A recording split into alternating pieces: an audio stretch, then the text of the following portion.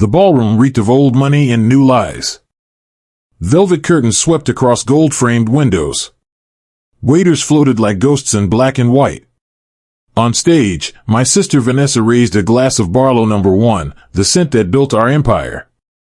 Her voice, syrupy and smooth, echoed through the chandeliers. To legacy, she smiled. And the nose that keeps it alive, my brilliant little brother, Eli. Polite laughter. All eyes turned to me. I lifted my glass, pretending the burn in my throat was champagne. But I knew what this really was. A show. I'd spent 5 years developing a new olfactory stabilizer, something that could make a scent last 24 hours without fading. It was revolutionary. I handed the formula over to the company last month, expecting a partnership. Instead, they gave me a plaque. I nodded. Smiled. Held my place in the family portrait. Beside me, Vanessa leaned in, her whisper sticky with mock affection. You finally did something useful. Try not to mess it up by talking too much. I didn't answer. I never do. Moments later, I slipped out. The crowd was too loud. Too polished. Too rehearsed. My breath fogged on the marble staircase as I stepped outside. The night air smelled cleaner than anything inside, like pine, cold steel, and the bite of something wrong. I reached for my phone. Empty pockets. Damn. I must have left it on the table. Turning back, I re-entered through the service corridor, less cameras, less questions. The hallway was dim, all echoes and buzz. When I pushed the side door to the ballroom, a shadow moved fast. It was the server from earlier, the one who'd brought me the wrong wine twice. She locked the door behind me. Click. Then she leaned close, her eyes wild, her voice a tremble wrapped in urgency. You need to check the cameras. See what your sister did. Now. I blinked. What? She said you'd be gone 10 minutes. I think she wanted someone to see. My skin iced. What are you talking about? There's a feed above table 4. The manager's office. You can access it if you know the code. I do. Why me? Because you're the only one who still thinks your family is salvageable. My pulse hammered. 10 minutes ago, Vanessa toasted me with vintage Dom and hollow praise. What had she done in 10 minutes? I followed the girl, her name tag read Lydia, through a maze of back halls to a small surveillance room behind the wine cellar. She keyed in a code. The monitor blinked to life. Rewind. Pause. Play. Table 4. Vanessa sat with a man I didn't recognize. Tall. Well-dressed. Not a guest. Not a friend. A briefcase between them. Vanessa opened it. Pulled out a folder. Inside, documents. I couldn't read the details, but the crest in the corner was ours, Barlow Fragrances. She signed something. Slid over a USB. The man handed her an envelope. Cash. Lydia hit pause. That's timestamped at 9:32. You left at 9:27. That's impossible. She. Check the other angle, Lydia said. Lobby feed. I tapped through. There. Same man. Leaving the front entrance, wiping his hands with a napkin. Cool as hell. What did she sell him? I don't know, Lydia said. But I heard her say one thing when she thought no one was listening. What? She said, he doesn't even know the patents are gone. The room tilted. Patents. My stabilizer. The formula was under review by the board. It hadn't even been filed yet. If she sold it off books, that was federal theft. Corporate fraud. And worse. It was my name on the initial paperwork. A signature. A trust. She'd used me as the mule. You didn't hear this from me, Lydia said. But you should talk to your father's old partner. Nolan. Nolan's dead. No, she said softly. That's what she wanted you to think. The surveillance feed crackled. Static filled the screen. Then a blackout. Power surge. Or something worse. My heart slammed. I turned to Lydia. Did someone see us come in? She swallowed hard. They don't need to see. What? They smell everything in this place. I froze. Because she was right. A hidden scent system. Custom built by Vanessa. Every room had its own trace. And we just triggered one. It was time to run. But not before I found out what else she'd buried. They didn't want to erase me, they wanted to perfect me. We ran. Fast. No talking. Just breath and footsteps. Lydia led the way through the narrow wine hall, ducking past barrels and racks, twisting into the back stairwell. The scent traps, those micro-emitters Vanessa installed, would have already logged our presence. Vanilla cypress for restricted access. Black tea lavender for surveillance breach. She always hid her threats in pretty things. At the emergency exit, Lydia froze. Red light. It's been disabled, she said. Locked from the control panel. Of course it had. Vanessa never left doors open. I grabbed her hand and pulled her into the laundry chute hallway. We shoved past carts of linens and unopened deliveries. There was a buzz in the walls, like distant static or something worse. She won't call security, I said. Not yet. How do you know? Because she thinks I'm too dumb to understand what I just saw. We ducked into the loading dock. Cold air. Stale cigar smoke. And there, an open truck ramp. I turned to Lydia. If you want out, go now. She held my stare. I'm not leaving you alone in this. That sentence would haunt me later. We climbed into the back of the truck. It was half loaded with floral crates marked AMC Laboratories. I recognized the vendor. They handled all our patent trials and compliance filings. Government certified. Paper tracked. That meant whatever was missing would show up in federal records if someone looked hard enough. What exactly did you give the board? Lydia asked. Only the formula. Not the shelf life modifiers. Not the activator profile. Then how did she sell it as a complete product? I didn't answer. Because I knew. She stole my prototype. The one I'd only tested twice. The one I left in the locked fragrance vault 2 weeks ago. With a code only I knew. Or thought I knew. I changed the code 3 days ago, I said. I thought I was being paranoid. Vanessa's good at one thing, Lydia said. Making you feel crazy while she's getting you. A phone buzzed. Lydia's. She read the screen, her face draining color. She's already called AMC, she said. She's filing a formal theft alert, says I stole proprietary materials and tampered with security footage. Jesus. She's flipping the narrative. Fast. Then we need to flip it back. I pulled my jacket tighter. My chest ached. I wasn't built for war. I was built for sense, formulas, balance.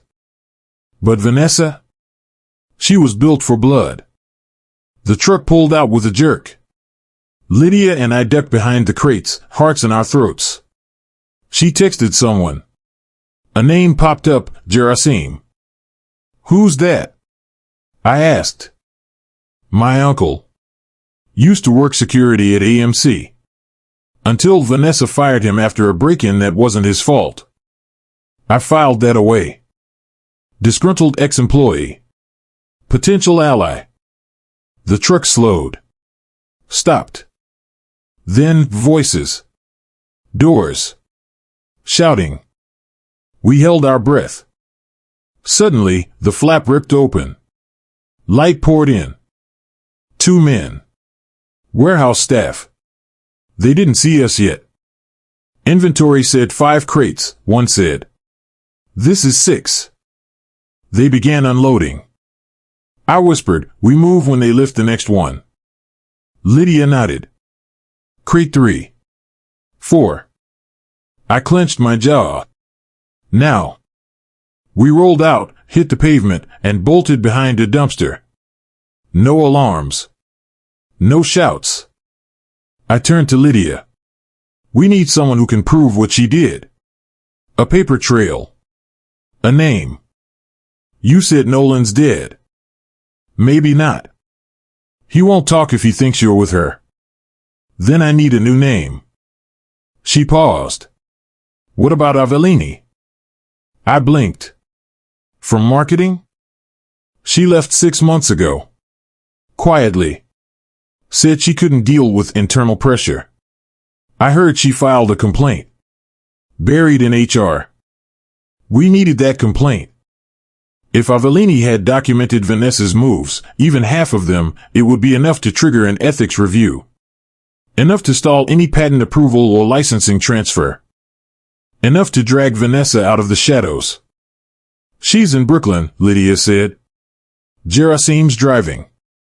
He can get us there. And the scent tracking? Disabled for warehouse zones.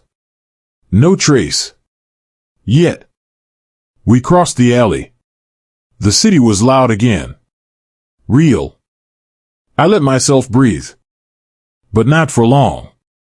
My phone buzzed. Unknown number. One line. If you go to Avellini, she dies next. Someone was always listening. Always one step ahead. Brooklyn was drowning in mist. The cab stopped 3 blocks short. Road closed. Construction. Coincidence? Maybe. We walked. Fast. Lydia kept checking behind us. Every step echoed like a warning. Paranoia is just pattern recognition with no proof, she muttered. And lately, everything feels like a pattern. Avellini lived in a brownstone that didn't match her. Too quiet. Too clean. The kind of place you disappear in, not live. We knocked. No answer. I tried the knob. Locked. Lydia stepped back. Someone's inside. How do you know? I smell cinnamon. Someone just lit a candle. I blinked. She wasn't wrong. Another second, and the door cracked open. Avellini stared at us. Pale. Hollow-eyed. What are you doing here? She hissed. You filed a complaint 6 months ago, I said. About Vanessa. I didn't name her. Still cost you your job. I resigned. No, you ran. She froze. I got a message, I added. Said if I came to you, you'd be next. She glanced over her shoulder. Her hand trembled. Come in. The apartment was bare. Furniture like it had been staged. Curtains closed. Only the candle burning near the kitchen. Avellini shut the door. Locked 3 bolts. She knows, she said. I don't know how, but she always knows. What did you file? Lydia asked. Avellini reached under the couch, pulled out a thin folder. Internal ethics concern. I reported unlisted vendors tied to shell companies in Georgia. Payments linked to aroma-based enhancement studies. Behavioral scent mapping? I asked. Worse. Emotional override trials. I looked at Lydia. That's federal. She redirected shipments through an entity called Redorkit LLC, Avellini continued. It doesn't exist on IRS files. But it links to a P.O. box registered to you. My chest went cold. I never. She forged it. Your old address in Savannah. It's tied to the same batch numbers used in your last prototype run. I sat down. The couch creaked like a warning. You were her firewall, Avellini said. If it failed, you'd take the hit. If it worked, she'd own the tech.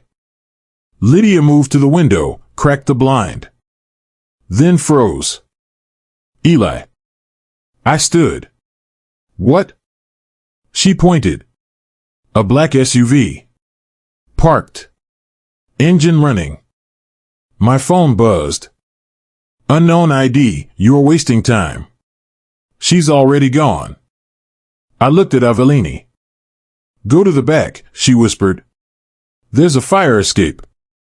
What about you? I won't die for this company again. We ran. Back hallway. Kitchen. Rear window. I jumped first. Lydia followed. Below us, the alley yawned open. Gunshots split the air. Glass shattered behind us. Avellini's candle fell. Flames caught the curtain. We hit the pavement hard. Smoke started curling up the bricks. I turned to Lydia. That wasn't a warning. No, she said. That was erasure. We ran 3 blocks, cut through a dry cleaner's lot, into the back of a 24-hour diner. Panting. Soaked. Lydia locked herself in the bathroom. I stayed at the counter, hands shaking. The waitress poured coffee. You okay, hon? No, I muttered. But I'm alive. She nodded. Then you've got leverage. Don't waste it. I stared into the mug. The steam smelled wrong. Sweet. Familiar. Synthetic. I pushed it away. Lydia came back, pale. Shaking. I found something. She dropped a paper strip on the counter. Blotter paper. She held it under my nose. One sniff and I knew. Avellini's apartment had been tagged with the same prototype scent I'd developed 6 months ago, one I abandoned because it caused neurological confusion at high doses. What the hell does this mean? I asked. Lydia stared at me, voice low. She's not just copying your work, Eli. She's using you to test it in real time. My hands went still. What? She didn't steal your name, she's weaponizing it. The cap smelled wrong. Not cigarettes. Not leather.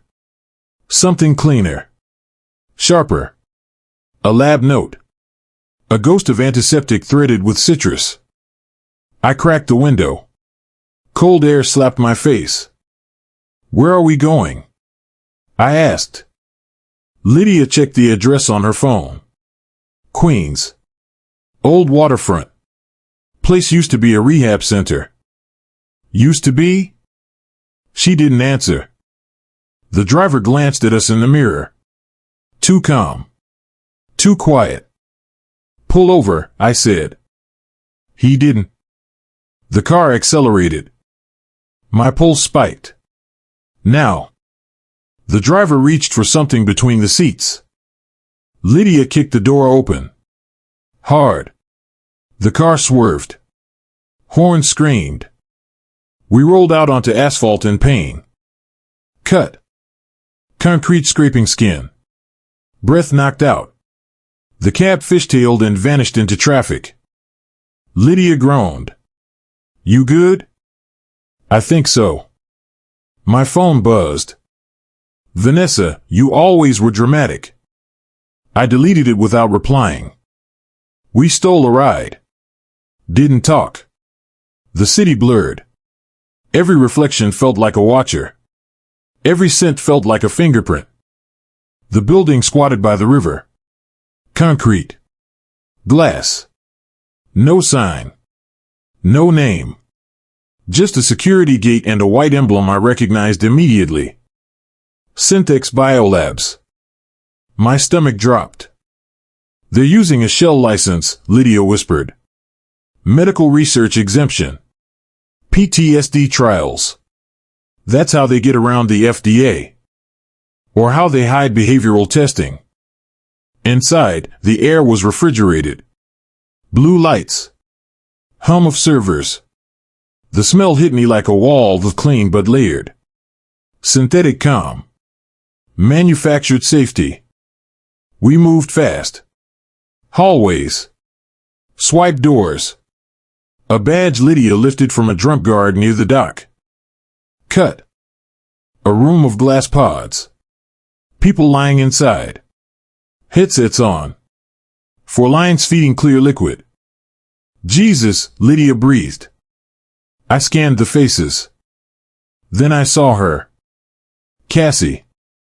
My ex. My first real mistake. She lay still, eyes fluttering under closed lids. Electrodes at her temples. A faint smile frozen on her face like a lie she was forced to enjoy. What the hell is she doing here? I whispered. A voice answered from behind us. She volunteered. Vanessa stepped into the light. Lab coat. Hair pulled back. Calm as a surgeon. You always underestimate how persuasive I can be, she said. Guards moved in. Slow. Confident. Let her go, I said. Vanessa tilted her head. You still think this is about family? It's about progress. I laughed. It came out sharp. Broken. You drug people with my work. With your potential, she corrected. You were never meant to disappear into labs.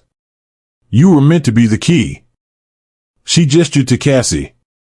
She's phase 3. Memory reinforcement. Emotional compliance. Works beautifully when paired with a familiar scent. My chest tightened. You tested it on me, I said. The gala. The dinners. The rooms. Vanessa smiled. You noticed. Good. That means it worked. I remembered the headaches. The lost hours. The dreams that felt scripted. A voice once told me that the most dangerous prisons feel like comfort. Lydia lunged. Hit the emergency release. Alarm screamed. Lights strobed red. I ripped the 4 from Cassie's arm. She gasped. Eyes snapping open. Eli, she whispered. I've got you. Guards charged. I grabbed a canister from a nearby cart, prototype label, red stripe. Twisted the valve and hurled it into the ventilation intake. The scent exploded. Not toxic. Just overwhelming. Sensory overload. Guards staggered. Hands to heads. Dropping. We ran. Downstairs. Through steam. Sirens howling. Cassie stumbled. I carried her. At the dock, cold air hit us like truth. We jumped into the river boat Lydia had flagged earlier, Gerasim at the helm, face grim. Gunfire cracked behind us. Bullets pinged off metal. The engine roared. We sped into the dark. Cassie clutched my jacket. She said you wouldn't come. I looked back at the glowing facility shrinking behind us. They didn't want to erase me, I said, breath shaking. They wanted to perfect me. And that was worse. The dawn was cold. Frost clung to car roofs. The river was a mirror of steel. We didn't speak. The engine cut through the mist. Lydia sat beside me. Cassie leaned against the seat, holding still, fragile like a memory. I watched the skyline shrink. My palms went slick. That place was a prison, I said. Disguised as a lab. They hide everything behind good intentions, Lydia replied. I thought about that. Good intentions ruin the best of us. A quote once stuck in my head, the line between genius and madness is thinner than we admit. I didn't know which side I was on anymore. Gerasim steered us into a back lane near downtown Brooklyn. He nodded at an unremarkable office. AMC compliance, he said. This is where Avellini filed her complaint. I studied the building, gray brick, frosted windows, a single camera blinking red above the door. We walked in quiet. Shoes on tile. Echoing footsteps. An elderly receptionist looked up. Can I help you? She asked. I gave her my calmest face. We need records. Internal ethics. 1164B, I said. She paused. Eyes flicked to Lydia. Then back to me. That file was archived, she said. Administrative error. Might take weeks to retrieve. I held still. Weeks was not an option. What about digital retrieval? Secure servers? She hesitated. There's a backup on site. But access requires legal clearance. I blinked. Legal clearance. Vanessa had that. I nodded slowly. We'll wait. She offered coffee. Black. Bitter as truth. Cassie whispered in my ear. If she's weaponizing your work, she'll come for us. I felt that like a bruise. The receptionist returned with 2 mugs. Before she set them down, a sharp voice said, "No one asked for beverages." I turned. Avellini stood there. Her eyes were heavy. Not with fear, but certainty. "I thought you wanted to run," she said. "We need that file," Lydia said. Avellini's gaze darted. Just a quick flicker. Remote. She smiled thin. "We all choose prisons," she said. "Some are just more comfortable than others." I knew that kind of smile. A calculated curve. An admission, not of guilt, but of pleasure. The receptionist backed away. "AMC can't retrieve the file until compliance reauthorization," Avellini continued. "And that goes through Vanessa." "She's not in charge anymore," I said. Avellini's laugh was a blade. "Not officially. Not in the back end." My heart skipped. Back end. The words echoed like gunfire. "You mean she still controls the clearance?" I asked. "Yes," Avellini said. "You think firing someone erases their footprint? It just changes the signature." A trembling crept into Lydia's voice. "Why help us?" Avellini hesitated. Then, "Because I never wanted to be her accomplice." I blinked. She stepped back into the lobby. "You want the file? I can get it. But you have to trust me." I stared. Too easy.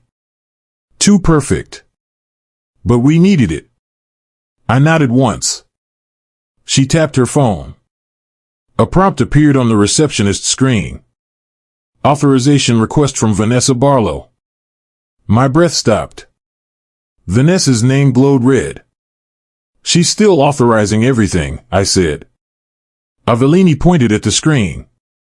"Look." The authorization was pending. Not approved. Not denied. Pending. But the tagline beneath made my blood run ice cold. Active override code enabled. Vanessa wasn't just authorizing. She was watching. My phone buzzed. Unknown, stop digging or no one lives to see tomorrow. Lydia gasped. I forced myself calm. There was a twist beneath that threat. Something deeper. I whispered what I felt. What's hidden is always louder than what's spoken. Avellini's eyes widened. She clicked one more prompt. The file opened. It wasn't just a complaint. It was a map. Invoices. Shell company ties. Offshore accounts. Patent transfers disguised as consulting fees.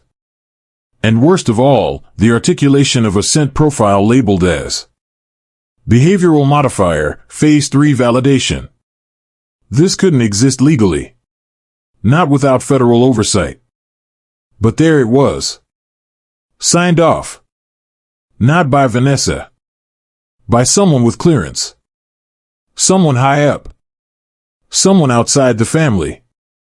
I froze. Lydia leaned in. We're not just dealing with Vanessa, she whispered. We're dealing with a network. I scrolled through. And the next line hit me like a punch. Confidential partner, Red Orchid LLC, authorized by Barlow Fragrance's board. I felt the room tilt. My name had been used as bait. But this was bigger. Much bigger. The file closed with a click. Avellini reached out, voice strained. You need proof outside this building. We needed evidence. Public. Federal. Unassailable. I thought about every warning, every shadow we'd felt behind us since Savannah. Someone was always watching. Always. And suddenly I knew exactly who was next. We had walked straight into her trap. We had to hit back harder. I whispered. Let's show the world what she's really selling. Vanessa's world was collapsing. The courtroom lights blazed like the sun. Cameras crowded every corner. Reporters leaned in, pens ready, breaths sharp as knives. I stood at the front. Cassie by my side. Lydia in the gallery, eyes burning with a mix of fear and fire. The prosecutor spoke first. Barlow Fragrances engaged in unauthorized human manipulation through scent, she said. These are not allegations. These are facts. A murmur rippled through the room. I felt nothing. My heart was a locked vault.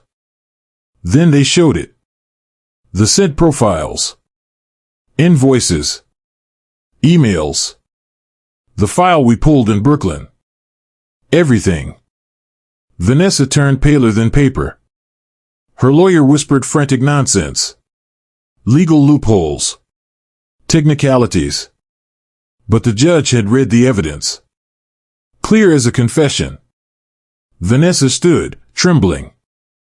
I noticed something odd. Her eyes flicked, not to me, but to the gallery. Someone was watching her. That someone made her flinch. Not fear. Calculation. This court finds the defendant. The judge paused. And the accomplice entity, Red Orchid LLC, liable on all counts. Gasps. Vanessa sagged. Then she turned. Her stare pierced me. Not anger. Regret. And something else. A warning. I walked out of the courthouse into sunlight that felt like truth. Flashbulbs burst all around. Questions fired like bullets. But Cassie was with me. And for the first time in weeks, she breathed. Today is not the end, she said. No, I replied. It's the beginning of real justice. Her eyes met mine. And a reminder, she added, that power without conscience always collapses. I thought of another quote I once half remembered. The loudest truths often whisper beneath the lies. I didn't know who said it. But it fit. We made our way to the steps, crowd thinning, voices fading. But one figure lingered. Gerasim. Old, steady. He handed me an envelope. Unmarked. My name was on it. Inside, a USB and a single line scrawled on paper. There's more if you're ready. I looked up. Sunset bleeding into the sky. I didn't answer. Because I already knew. The world didn't end at verdicts. Truth never ends. It evolves. But for now, we had one justice. The said technology Vanessa hijacked was ordered destroyed. Red Orchid LLC was dissolved. Federal agents secured every lab, machine, document. My prototype? Cleared of all wrongdoing. And now reclaimed. Lydia clapped me on the shoulder. Your name is finally clean. I closed my eyes. Clean wasn't the word. Sacrificed. Reborn. There was a price. Oh, yes. But there was value in standing after falling. I turned toward the old city skyline. Savannah. Home. Memory. Battleground. We walked toward the river. Each step a release. I paused at the water's edge. The breeze tasted of salt and possibility. One more thought came. Freedom is not the absence of chains, it is the moment we choose not to wear them. I had worn mine for too long. But I walked away. Cassie stood next to me.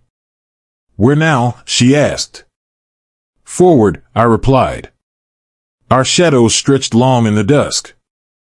Behind us, the courthouse, the cameras, the past. Ahead, a blank page. I pulled out the USB from my pocket. Plugged it into my phone. Files loaded. Not just data. Notes. Diagrams. Notes on ethics.